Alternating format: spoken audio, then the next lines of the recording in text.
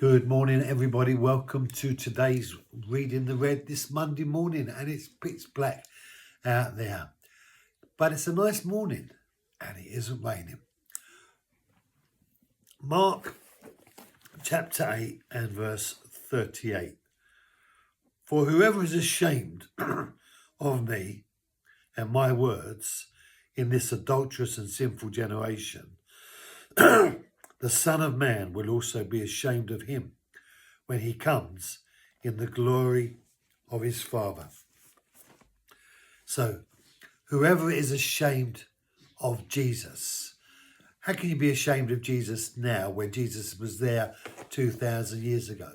Well, you can disregard the reality of a connection with him. So you can say, in effect, like Peter, I never knew him. I don't know him. Or when you're embarrassed to say that you're a Christian, that's an indication that you're a little bit ashamed of him. We should never be like that. We should be bold and courageous, despite the reaction that people may well give to us. Certainly in this day, in this generation, when being a Christian is seen as a very sort of weak and feeble thing, or even sometimes a hostile thing, we should be proud of being Christians and, give an account of the hope that is within us to anyone that might ask us, is what Peter said. Always be willing to give an account. Don't be ashamed, because there are implications. Jesus says here, he says, if you're ashamed of him, then when he comes on that day, and the day that Jesus is talking about is the day when he comes and he returns to the earth, and he comes to take up, as it were, his glory, when he comes to bring a judgment to all the nations as it relates to the inappropriateness of disregarding God's free gift of salvation.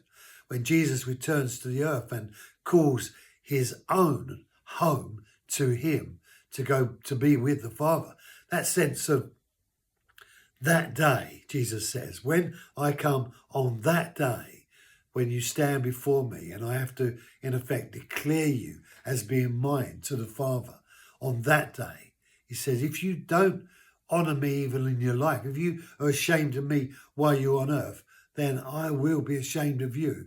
Even as you denied me, I will deny you. What that denial represents, I don't know. But the fact is, who wants to be known as someone who Jesus says, I never knew you. Depart from me, you who practice lawlessness. Because there's all sorts of ways to deny the things that we say we believe, or at least the person that we believe in. We can say, oh yeah, I really believe in Jesus. I really believe in Jesus. I really believe, and I want to just follow him. And then Jesus says to us, okay, well, what I want you to do is I want you to come over here and sort that out over there. And then you say, oh no, I don't want to do that. I want to believe in you. I want to follow you. I want to do what you say, but I don't want to do that. But so the first time he says do something, you say, well, no, I'm not doing that. Well, that's not believing in Jesus. That's declaring the reality that you're not believing in him, that you're not following him. No, following him means doing what he says.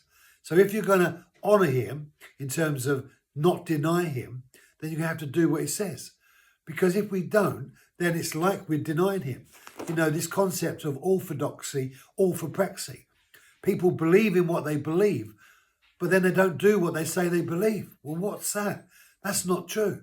Brothers and sisters, we've got to get out of this framework that says I can live like I want to live and believe in God, believe in Jesus.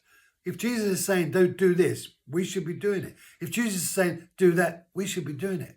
Brothers and sisters, you've got a whole lifetime ahead of you to do the things that God wants you to do, or you can choose to continue to do what you want to do.